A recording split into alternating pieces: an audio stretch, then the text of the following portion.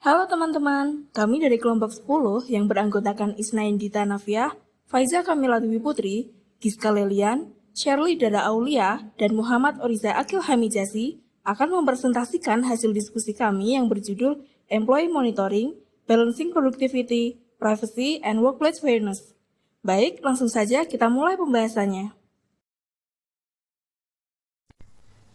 Oke, yang pertama kita masuk ke overview dari case ini. Jadi, case ini membahas tentang dilema etis dan manajerial dalam penerapan employee monitoring software di era pasca pandemi, khususnya di sektor teknologi informasi dan proses bisnis. Semua ini bermula dari Konvensi dan Nasional Human Resource Development Network ke-26 pada April 2024, yang dimana konvensi ini memunculkan dua perdebatan, yaitu antara pemimpin industri yang mendukung teknologi monitoring demi efisiensi dan keamanan, dan juga mereka yang kontra sebagai bentuk pengawasan berlebihan. Nah, ketika pandemi COVID-19 memunculkan dorongan pergeseran besar ke dalam model kerja jarak jauh dan hybrid yang memunculkan tiga tantangan utama. Yang pertama yaitu lonjakan kasus moonlighting, yang kedua peningkatan serangan cyber, yang ketiga menurunnya loyalitas karyawan. Sebagai respon, banyak perusahaan yang mulai menggunakan software pemantauan seperti Tenamine, M-Monitor, dan TimeCam yang digunakan untuk memonitor produktivitas serta mencegah ancaman internal. Namun muncul kekhawatiran soal seperti privasi, beban psikologis, dan potensi rusaknya budaya kerja yang sehat.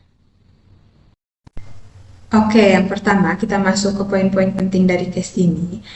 Poin penting yang pertama, ada konteks dan latar belakang. Jadi, pasca pandemi COVID-19, kerja jarak jauh dan hybrid semakin umum. Tapi, di balik hal tersebut, terdapat tantangan yang muncul. Yang pertama, attrition yang naik sebesar 21%, yang kedua serangan cyber yang naik sebesar 15%, sehingga perusahaan butuh sebuah strategi baru untuk menjaga efisiensi dan keamanan kerja. Ya, poin penting yang kedua yaitu argumen pro monitoring.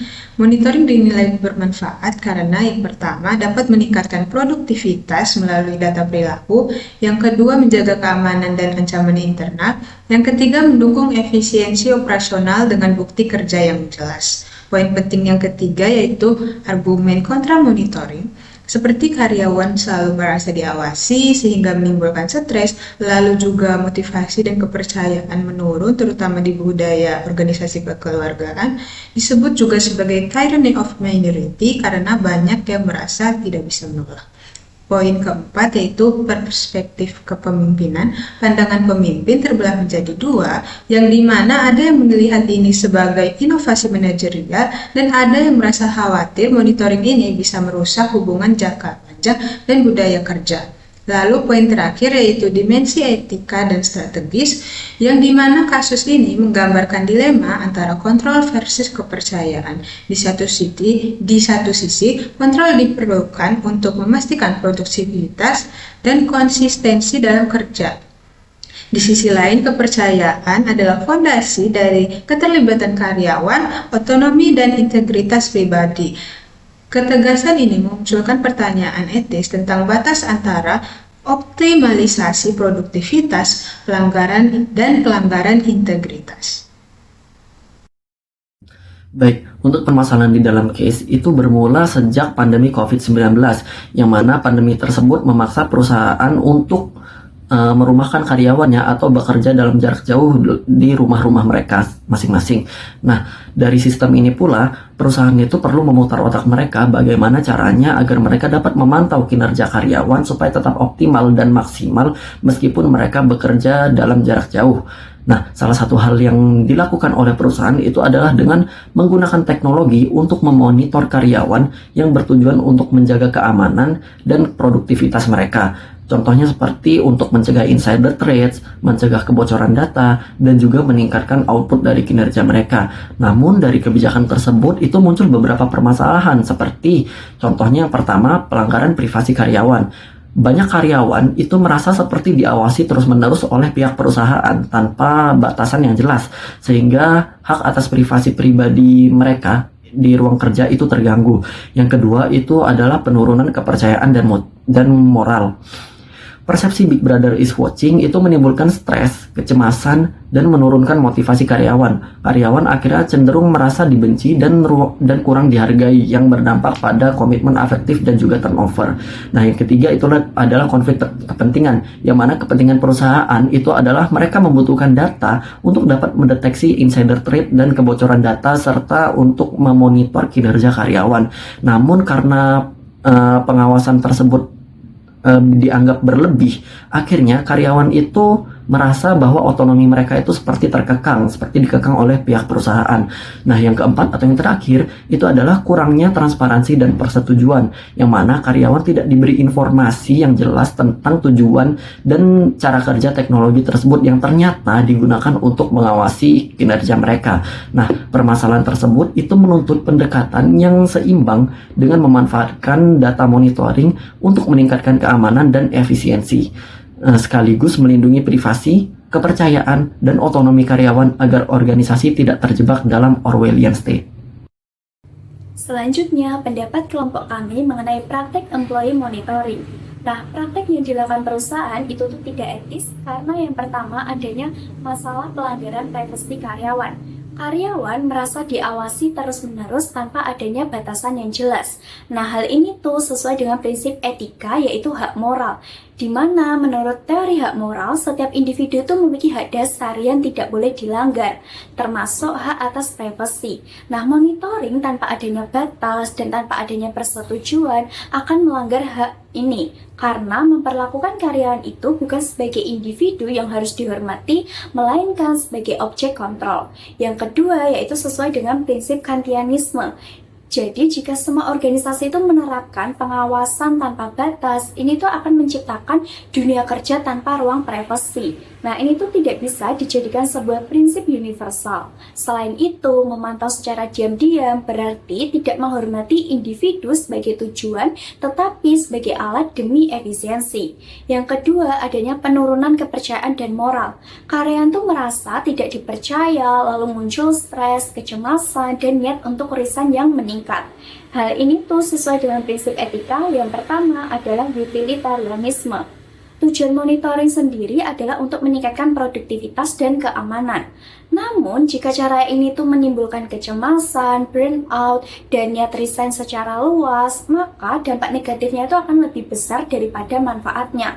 Nah, hal ini tuh melanggar prinsip dasar utilitarianisme.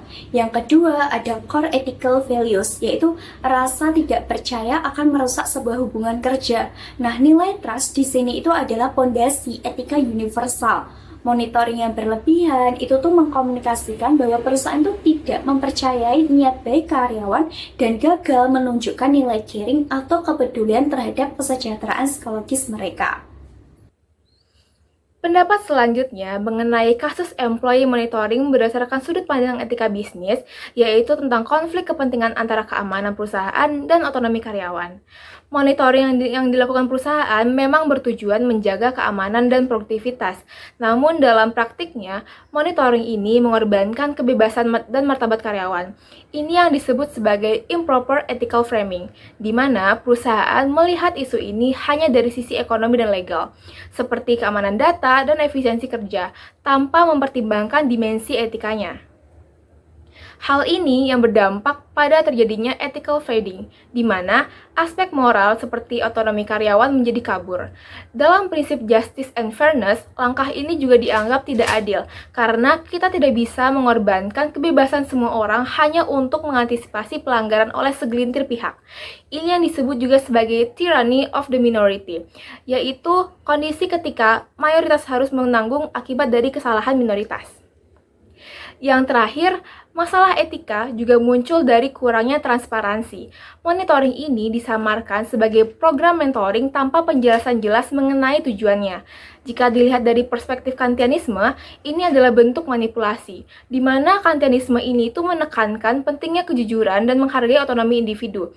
Ketika perusahaan menyamarkan niatnya, maka perusahaan telah melanggar prinsip consent, dan juga karyawan tidak memberikan persetujuan secara sadar dan bebas.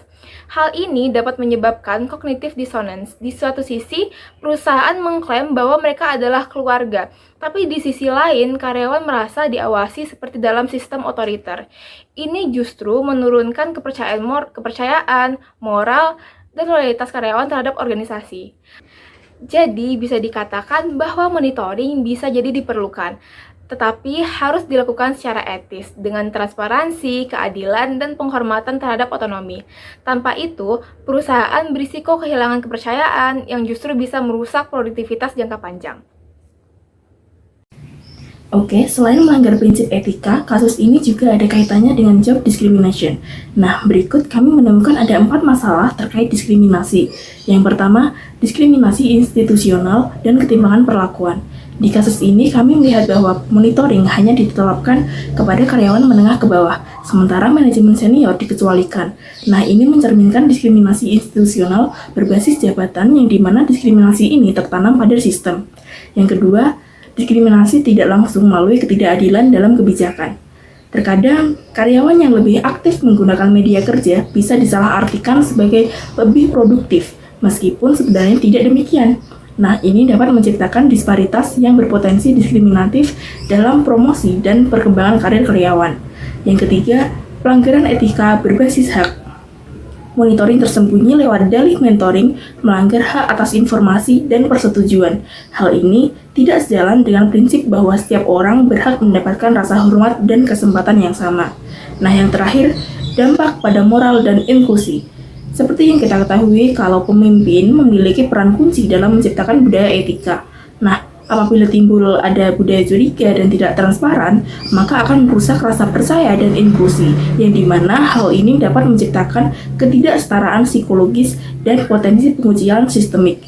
Nah, meskipun permasalahan-permasalahan yang saya sebutkan tadi tidak terlihat secara eksplisit, employee monitoring yang tidak transparan dan tidak adil menciptakan bentuk diskriminasi pekerjaan struktural yang melanggar prinsip-prinsip etika.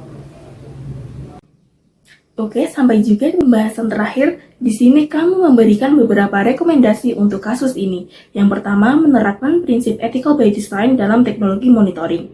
Prinsip ini berarti bahwa etika dipertimbangkan sejak awal dalam proses desain dan pemilihan teknologi, bukan setelah alatnya dipakai. Nah, hal ini mencakup memastikan bahwa alat monitoring hanya mengumpulkan data relevan, dilengkapi fitur batasan akses, persetujuan karyawan, dan notifikasi aktif, serta memungkinkan pengawasan tanpa melanggar hak moral karyawan. Rekomendasi ini saya rasa efektif untuk dilakukan karena sejalan dengan moral rights dan menghindari ethical fading dan improper framing, yang dimana perusahaan sadar sejak awal bahwa monitoring bukan hanya masalah teknis atau legal, tetapi juga isu etika. Nah, yang kedua, melakukan audit etika tahunan terhadap monitoring.